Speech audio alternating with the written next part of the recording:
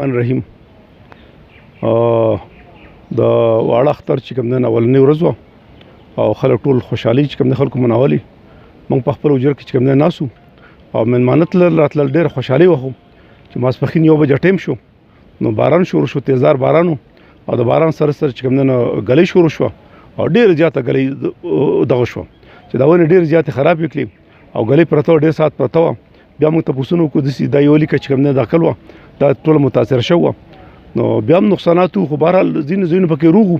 خو ماښام ټیم چې راغی ماښام ټیم د بانک سره چې کوم دی بیا دوباره ګلۍ شروع شوه، ډېر تیز باران و، خلکو ټول ډېر زیات چې کوم دی یېره خوره شوه او داسې چې کوم دی ګلۍ شوه.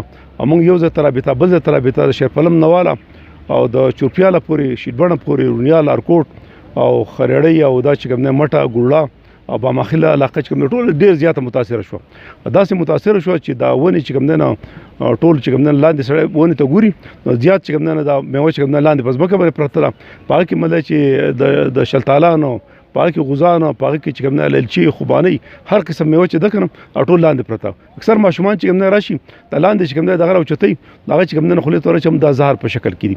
نو ډېر غټه تباهي شوې ده او له دې خلکو دارومدار چې دی معیشت چې کوم دی په دې میوو باندې د ونو باندې باغونو باندې.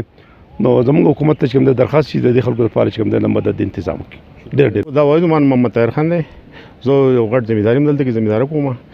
زمیندار تاسو ته په خپله پته ده چې زمیندار د مخکې نه هم ډېر زیات خراب دی، ځکه چې د ټول دارومدار اکثر په قرضو باندې یاره ډېر زیات د حد نه زیاتې نقصان شوی دی، ډېره زیاته غټه ګلۍ شوې ده.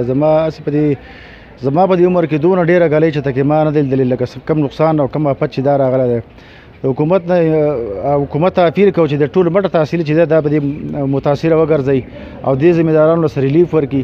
ټولو خلکو ته بچي ناستې کډې دي، واړه دي، لکه ډېره لویه تباهي شوې ده. د دې څه ازاله نشته، لکه خلکو به محنتونه کړي، دا د خلکو د ذریعه معاش دی. دلته کې نور څه نشته، میل نشته، فیکټري نشته، بل شی نشته، خو ټوله زمینداره ده، خلک دې شي ته ناست دی او دغه د الله دغه افت پرې راغلی دی. حکومت وخت خاص کر د وزیر اعلی صاحب نه اپیل کوو چې خلکو سره د ریلیف اعلان وکړي، سره څه ازاله به وشي او خلکو له ووټ هم ډېر ښه په مینه ورکړی دی او ښه دغه په مرسته او ښه د خپل وزیر اعلی دی او خپل علاقه ده د مټې ټول د مټې تحصیل چې دی چې دا ټول متاثره وګرځي او ډېر ټول خلکو له د زمیندارانو لږ ډېر ریلیف ورکړي نو دوی به ازاله وشي او غریب خلک ته دوا به ورته کوي. هغه سرې او دوايانې دا ارسو راخلي دا ټول شی د زمیندار په کم دغه باندې دی. اوس دې دپاره خو خلکو ډېر لوی تاوانونه کړي، په لکه روپۍ ما په خپله باندې 20-30 لک روپۍ په خپلو باغونو باندې ولګولې د سرې د ارسو او د باغونو پوزیشن ول داسې چې بالکل ختم شو. نو د دې علاقې زمیندار چې دي نو هغه دا نو د دې وخت نه چې راتلونکي کلونو کې بیا ما د پاسېدو نه دي. هغې په کار دی چې حکومت د هغې سره دونه تعاون وکړي چې دا خلک ژوندي کړي.